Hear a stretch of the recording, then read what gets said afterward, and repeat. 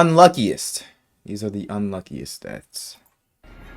In Sao Paulo, Brazil, a local farmer wanted to get rid of a beehive from his orange tree. Knowing the bees This is low-key could making turn me miss aggressive, he figured he needed protection. 1,000 Ways to His Die. solution? Covering his head with a watch that show all plastic the bag. time. It sounds ridiculous, but to him, it made perfect sense. The clear plastic let him see what he was doing and kept the smoke, typically used to calm bees, out of his face. And with a small air pocket inside, he believed it would keep the bees from stinging him. So he tightly wrapped the bag around his neck, lit a smoke bomb, and approached the hive.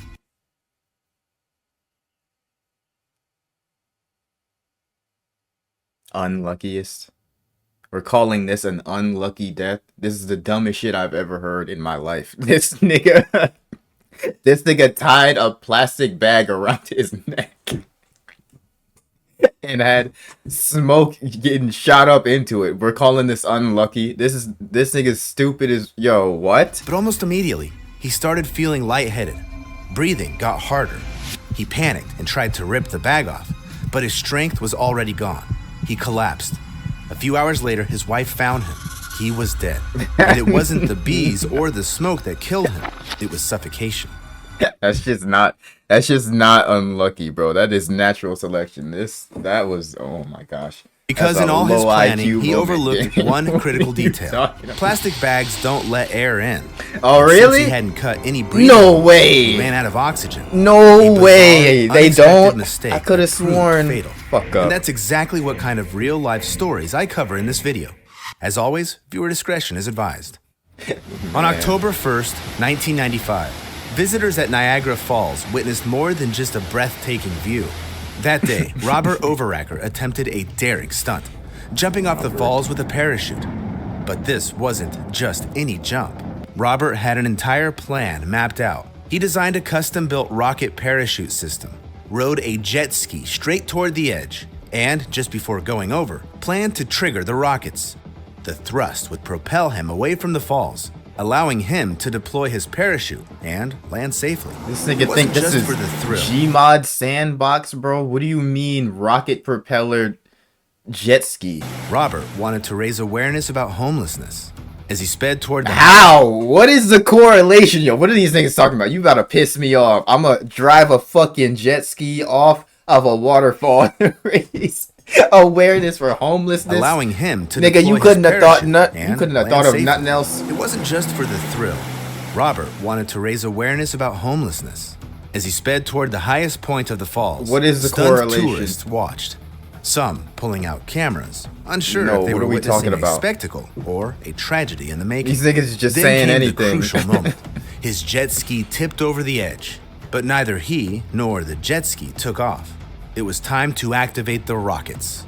Robert frantically pressed the button to activate the system. Nothing happened. He reached for his parachute, still nothing. And in front of hundreds of onlookers, he plunged straight down into the raging water below.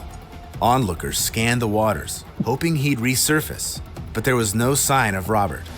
He had fallen 51 meters straight to his death, and all because of one It's fatal miscalculation. So cooked. Water makes everything wet.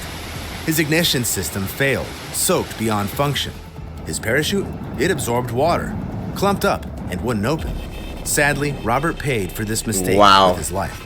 But he wasn't the only one. Okay.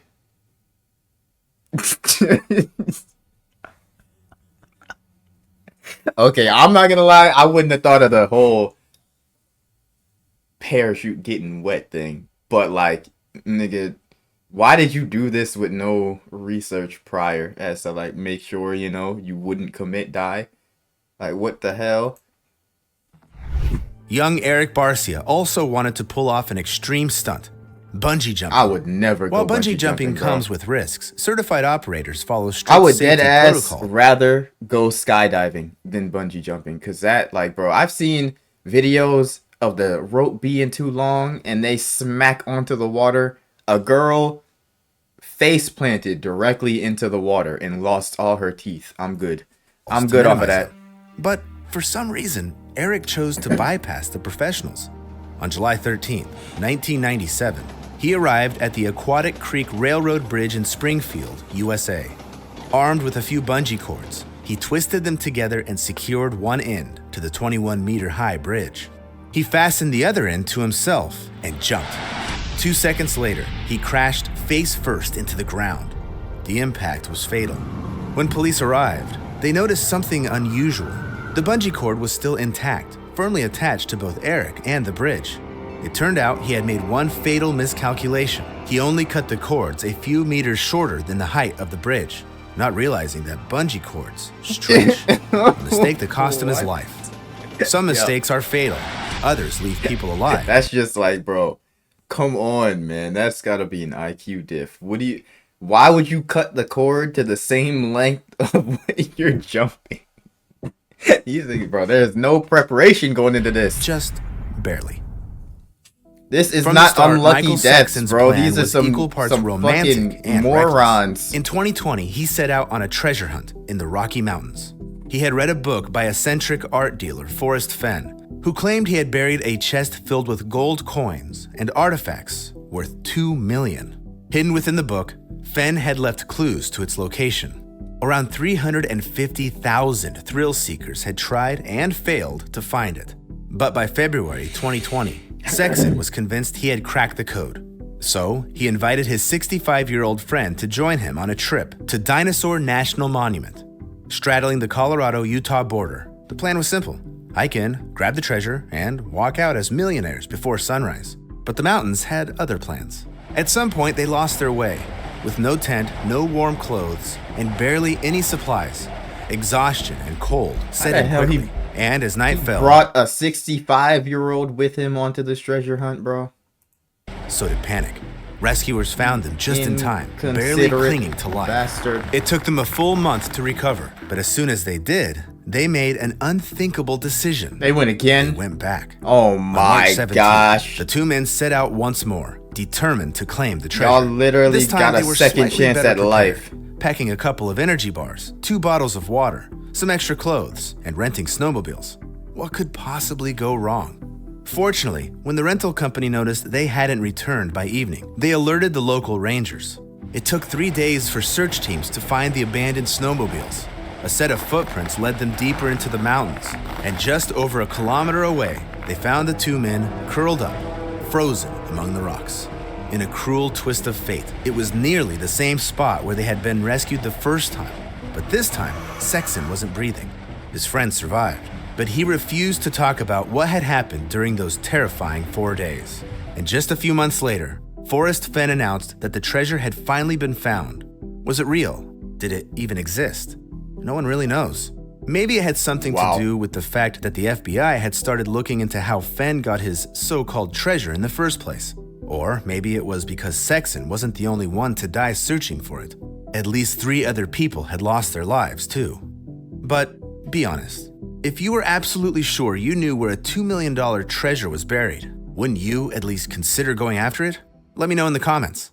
Now, No. the next person on Not our the list way they didn't have did to it. go anywhere to Type of find dumb trouble. These niggas fucking they nearly died the first time, bro. What do you mean?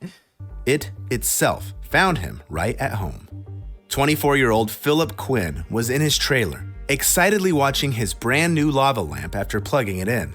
But lava lamps need patience. The wax inside has to melt before they start working properly. Philip waited for hours, but nothing was happening, so he decided to speed things up. He took the lamp to the kitchen and placed it directly my on the gosh. stovetop. At first, his plan worked. The lamp heated up quickly, and soon, the wax inside began its mesmerizing dance. But there was blew one the tiny fuck up. problem. Lava lamps are designed to operate at a controlled temperature from an electrical outlet, not under the direct heat of a stove. Before Philip realized his mistake, the lamp overheated. Just as he leaned in for a closer look, boom! The lamp exploded right in his face. Philip stumbled backward, disoriented, but somehow made it to his bed. But by the time he collapsed onto it, he was already gone. A massive shard of glass had pierced straight into his heart. Wow. Now, common sense says you probably shouldn't put a lava lamp on a stove. Yeah. But who would have thought it could turn into a deadly bomb? Unlike that, what 55-year-old Marko from Croatia was working with was undeniably explosive. Marko was a hands-on kind of guy. On January 13th, 2005, he decided to clean out the chimney in his home. But there was a problem. The pipe was too long. and a regular brush just wasn't cutting it. Fucking Still, jumped in Marco there, didn't wasn't he? the type to give up easily. Got He stuck headed in to his that bitch. workshop, determined to come up with a tool that could get the job done. It didn't take him long to figure it out.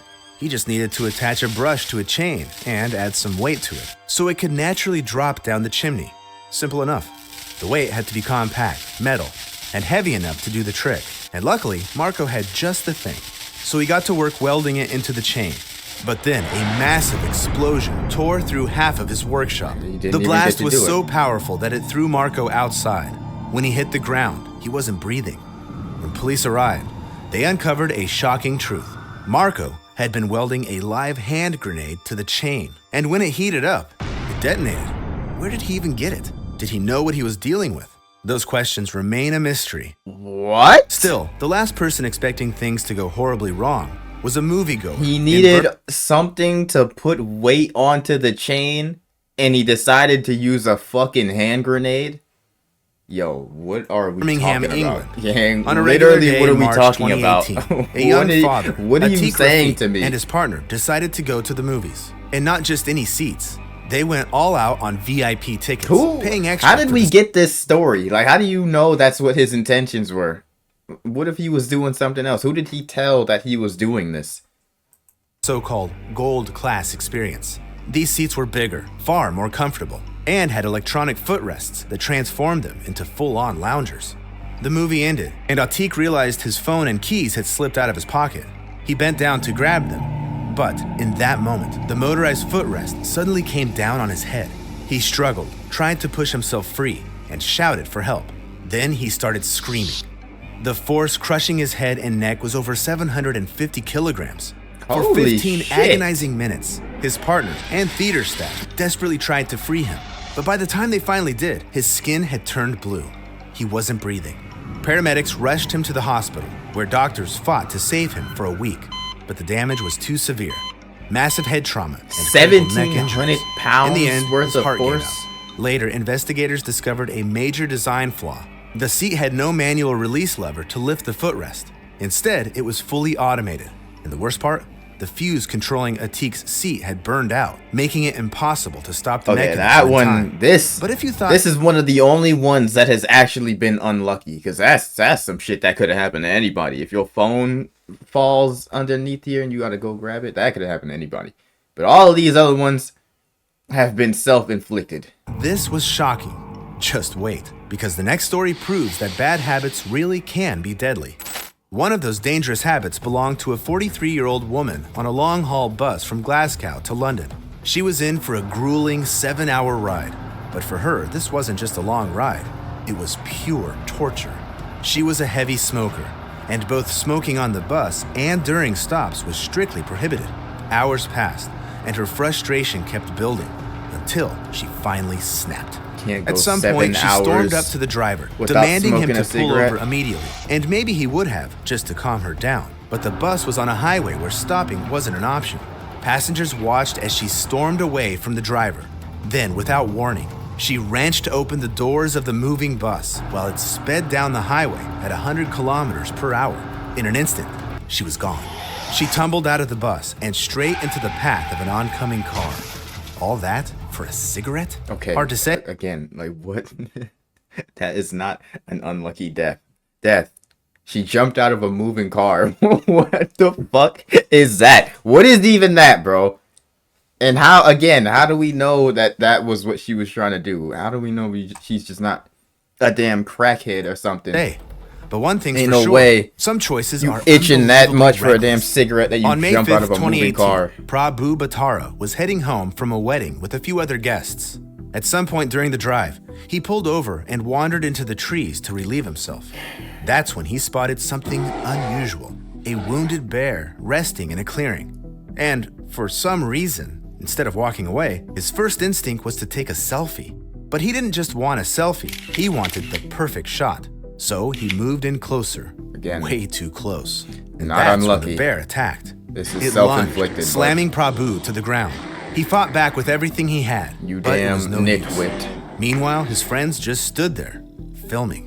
What do One of them tried to what do scare you the want bear them away to do? You want them to start tussling with the damn grizzly bear, bro? with a rag. not the smartest strategy. Is At it a one black point, even bear? a stray dog jumped in to help. But none of it mattered. By the time the forest rangers arrived that evening, the bear had calmed down enough to be taken in for treatment. But for Prabhu, it was too late. He didn't survive. Let this be a reminder, wild animals are never as harmless as they look. And as for the next story, it's a perfect example of why you should never overestimate what your body can handle. In November 1997, in the small town of Exeter, Pennsylvania, a man named Wayne Roth stopped by his friend Roger's place. It was supposed to be a normal hangout, except for one small detail. Roger had a nearly 2-meter-long cobra in his apartment. For some reason, Wayne decided to take a closer look. You can Big have mistake. cobras The as cobra pets? suddenly lashed out, sinking its fangs into his hand and injecting a dose of deadly neurotoxin. This venom attacks the central nervous system, causing intense pain, vision problems, loss of coordination, and, in severe cases, paralysis and death. Roger panicked and told Wayne they needed to call an ambulance right away. But Wayne, he said he felt fine. Instead of going to the hospital, he shrugged it off and said he could handle it. And where did he decide to go? A bar. While knocking back drink So- after drink, he bragged so to you other decided to mix cobra venom with alcohol. Natural selection. patrons about being bitten by a cobra. But after his third round, Wayne suddenly collapsed.